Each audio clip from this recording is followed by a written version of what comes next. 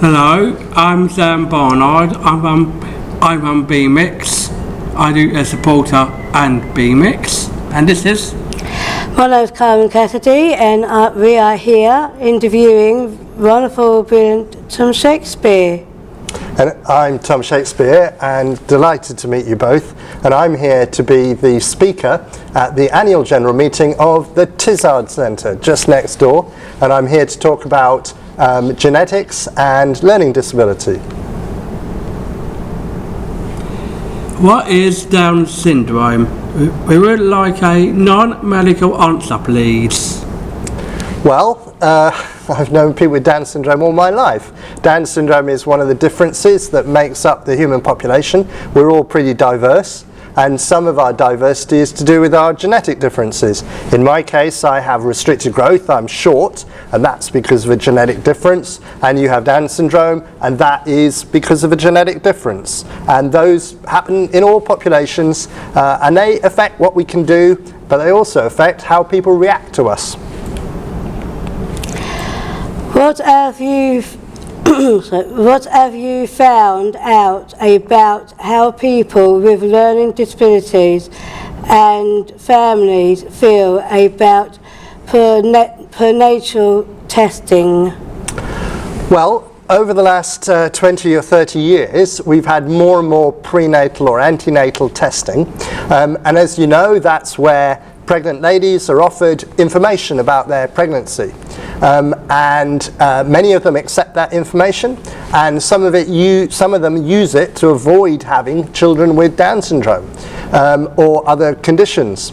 And we spoke to the Down syndrome community because we really wanted to know what they felt about that. And you know what? People really felt pretty much like everybody else. They had mixed feelings. Some people were very upset about it, very cross about it. Some people said it's a woman's right to choose. It's her right to have information. But what they all said was that ladies and their husbands needed to know what it was like to have Down syndrome. If you only look at the medical stuff, you don't really understand what Down syndrome is. You need to look at the lives of people affected, and then you understand better. And so I could tell you that I have, let me get this right, a G to A transposition at 0.38 in my FGFR3 gene. And that's true, but that's just a medical explanation. It doesn't tell you about my life. And so similarly for you guys, you could say you have 3 copies of chromosome 21, but it doesn't tell you what you do. You've told me before we started what you do. You cooking and acting, your arts and lots of other stuff with B-Mix. Now that's you, not your chromosomal difference. Are parents given good advice when there is a diagnosis of Down syndrome? Can we find out what family life will be like? I don't think they are given good information. I think that the medics try to give them good information about the test, and they try to give them good information about what Down syndrome is, but it's not complete. I think you need to know, are you going to go to school? Are you going to learn stuff? Are you going to work? Are you going to live independently? All of those factors are important, not just the medical problems. We all have medical problems. People with Down syndrome have some medical problems, but that doesn't mean that people aren't able to lead good lives. So we want more information, and particularly more information from people like yourselves, people who live it. Is the right support there for parents when they have a baby with Down syndrome? I think that the support is getting better. I think that doctors and nurses need to communicate diagnoses much better. Doctors are terrible at giving news, and it's unexpected news, and it can actually influence how you regard your new baby. So they need some training about what Down syndrome is, how it might affect you. But I think that, for example, people have heart surgery sometimes because they've got heart problems. That's done much better now. In the past, people didn't get heart surgery, they died. Now, they get heart surgery. And other issues are dealt with much better. Doctors are much more understanding. So I do think it's better. it could be better still. I did a report with a bunch of people, and we said that the NHS and indeed society should welcome babies with Down syndrome, because they're here to stay, and we need to make sure their mums and dads, their brothers and sisters really cherish them, know how to look after them and make their lives good, because it's all down to that, really. Again, it's into genetic, how the genetic comes into intellectual areas, ain't it, really, which is again very hard to pick up Down syndrome where it is. We don't know what difference it will make, and you've met people with Down syndrome. I've had friends with Down syndrome all my life, and it's a range, like with everybody else. It's a range. There's some very bright people who do a lot of stuff, and there's people who barely have any language, and we can't predict how seriously people will be affected. What we do know is that we are better and better at educating people so that they understand more. I mean, I think that babies with Down syndrome can use sign language quicker than they can use speech. Speech is sometimes a bit difficult, so we can use sign language with babies. And we can have education, which really brings out the best in people. I think that often imagery or whatever else it might be works better. I have a friend, this is quite funny, and she was told to how to bring out speech in her son with Down syndrome. She should argue with him all the time. So she would say, he would say, "It's a lovely day," and she said, "No, it's not." And then he'd have to tell her why it was a lovely day. And so she had him arguing with her all the time, and that made him talk a lot. Trouble is, it made him really argumentative. And now he's 14, and she says, "Go to school." He says, "No." And she's taught him to argue, so she doesn't know what to do. What is good is his speech is really excellent. Do you think the IMGP test should be available in the NHS? So this non-invasive prenatal test, NIPT, is a blood test, and it's safe, and that's why people like it. Now, we already have prenatal diagnosis in the NHS, so I think it should be available. Not everybody does. Some people say it should only be available if you pay. But the trouble is with that, it means that only rich people get it. So if it is of use, then everybody should get it, in my opinion, because that's what the National Health Service is about. But they need to have information, they need to make up their own mind, they don't need to be pushed along a certain route. They've got to think about it for themselves. Really very big question though, isn't it? Knowing not just the money side of it, going to like different foreign places, so there's have money for transport, but we've got nothing here. It's always America or other places go into. That's true. It's a test that's been developed in the private sector, and there are people making money out of it. But I think that's modern healthcare. It's often, like for example, if you need a drug, if you need a treatment, there's often some money involved. You might get it free from the NHS, but somebody's making money down the line. I think it is a problem that private providers are driving the market. They're pushing these things. We've got to be very careful. And if you look at the private sector, a lot of what they say isn't quite true. So that's why it's good to have it in the NHS, because we ought to be able to trust them to tell the truth. Whereas the private sector, they just want to sell another test. They might not tell you exactly what it's about. Sometimes it's very hard to know what the truth is. They always kind of say things that people don't understand, like jargon words, to actually come out with. That's absolutely right. And some of the words we use actually influence the way we think about it. So one of the changes that we've helped make is that it used to be that it was always the risk of a child with Down syndrome. And risk immediately sounds bad. If you said it's the chance of having a child with Down syndrome, that sounds actually much better, doesn't it? And so if you look at the NHS website, patient website, it now says the chance of having a baby with Down syndrome, not the risk. And we recommended that, and the whole community of mums with babies and children with Down syndrome pushed that a lot, and they've listened. So I think people do listen. But it's up to us, you, me, and people interested in this field to say, hang on a minute, that's not quite right, we don't understand that, explain that better, you're a bit biased, don't be biased, tell us the truth, make it balanced, both sides of the story. I think we are winning, but it's a slow thing. And if I can say one more thing, it's a shock if we have a baby with Down syndrome. It is a shock, we didn't expect it. But the truth is that every single mum that I've ever met has been proud of their son or daughter with Down syndrome, because very quickly they get used to it. They change their view. Now, the problem is that when you get the diagnosis, if you haven't had your baby yet, you don't have time to get used to it. You just have a single piece of scientific knowledge. And the tragedy is that if only you'd had time to get used to it, you might think this is great. But you're worried, and I don't know what we do in order to get people to get used to it. One solution might be we talk to them in school, we talk it through, they meet folk like you come and do a drama workshop, you come and do an art workshop, and they go, oh, you know what, this is fine, this is part of the diversity of life. We are happy to have folk like these folk in our family because they lead good lives. But if they don't have that awareness, then they just get the news, oh my goodness, don't know what to do about this, I don't want to have this. Because they haven't had time to get used to it.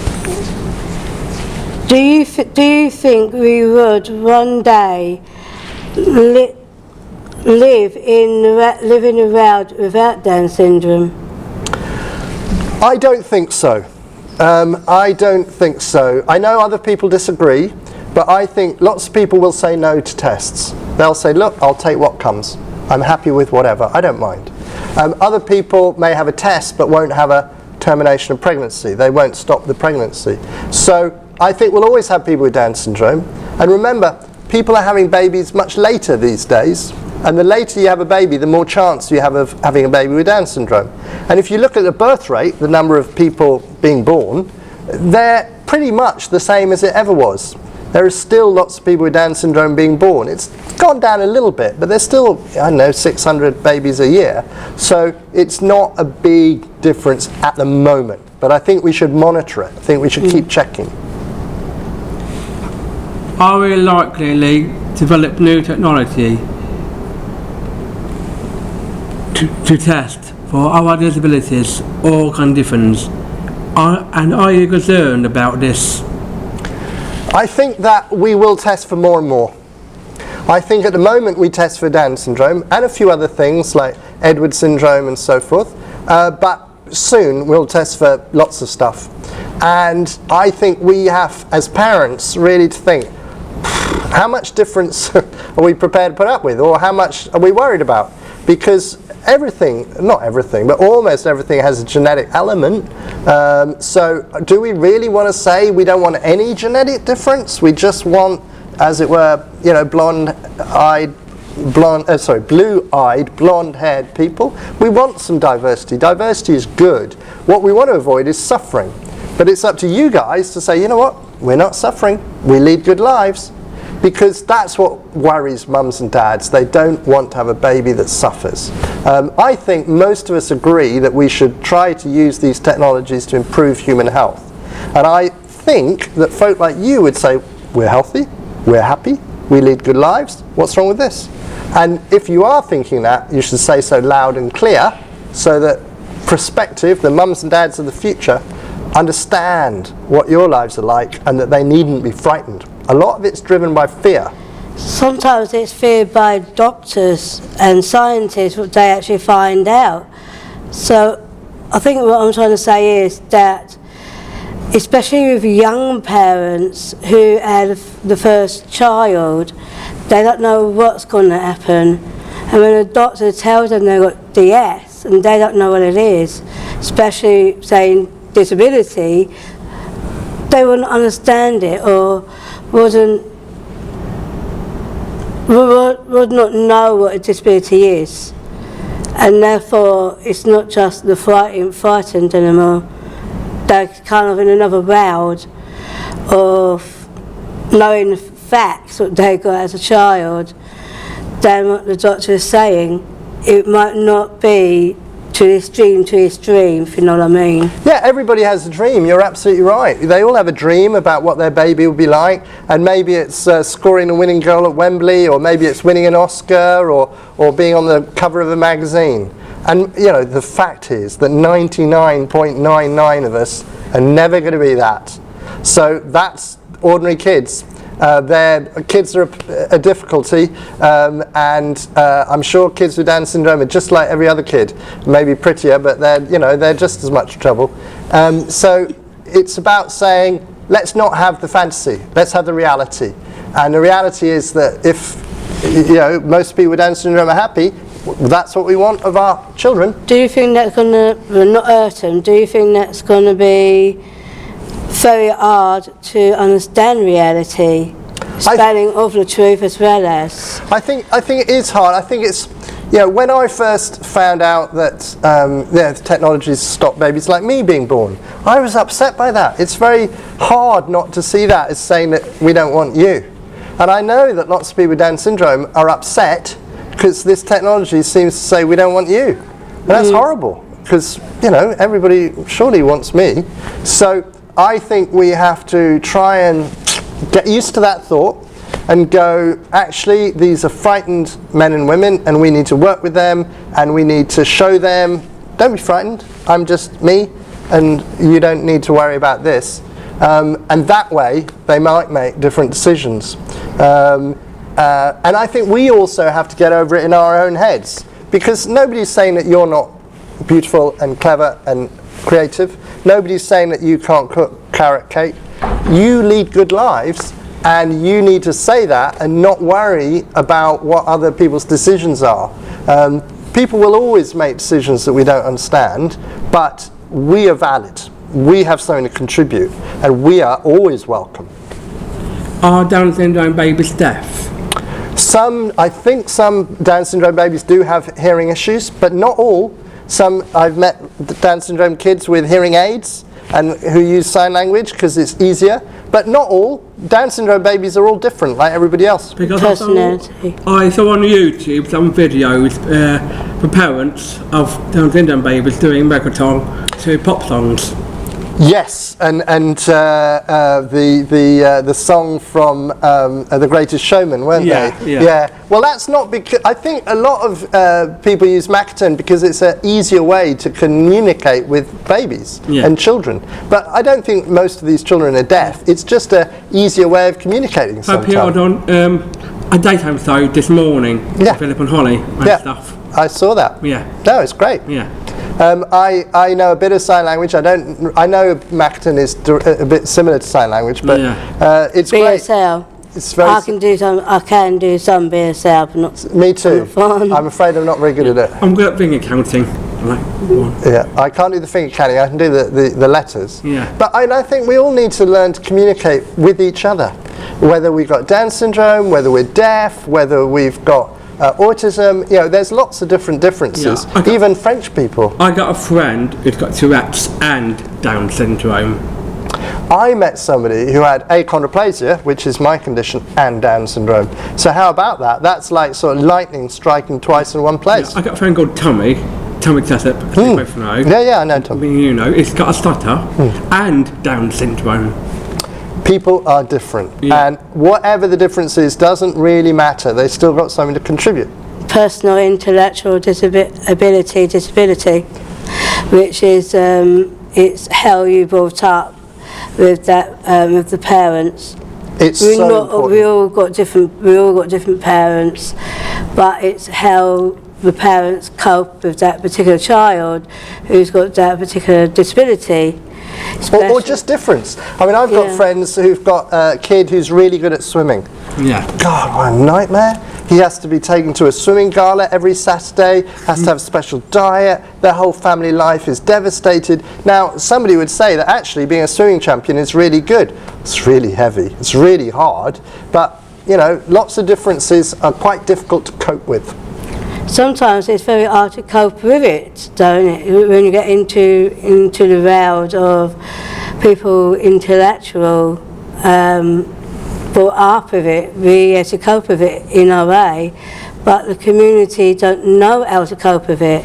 So we need to give more support to mums and dads. We need to have more projects in the community for every child, you know, and supporting single parents, supporting children with autism, supporting people with Down syndrome, all of it. Because life is hard. You know, it's hard for you guys, for me, for your family, for my family. None of it's simple, but that's life. What are we going to do about it? We have got supports wherever we are, or what we do, and there's other services, but the services are not coming out. At the moment, there's a real crisis because the government is cutting money for everything. And it's, you know, you could see that when you drive home tonight. The roads are potholes because there's no money to mend the roads. There's no money for special educational needs in schools, and people are taking the council to court, to the High Court, to say we want more money. All sorts of problems, the NHS problems. So we're living in a world where we don't have enough money to go around. It's really tough. But we need to say, you know, we're a rich country, we should spend more money on this. This is more important than tax cuts. Invest in us, our schools, our roads, our hospitals, and then everybody will be happier. Okay, thank you very much for your time. Thank you both. Good luck with your work. And you too. I hope you're doing, is it another new book you're doing? I'm not writing a book at the moment. I am doing some research in Africa. And what I'd really like to do is do research with people with Down syndrome in Africa. But if I do that, I'll come back and tell you about it. That'd be great. Thank you very much. Thank you. And cut. Is that right? You happy? Yeah. Good. You happy? Yeah. Great.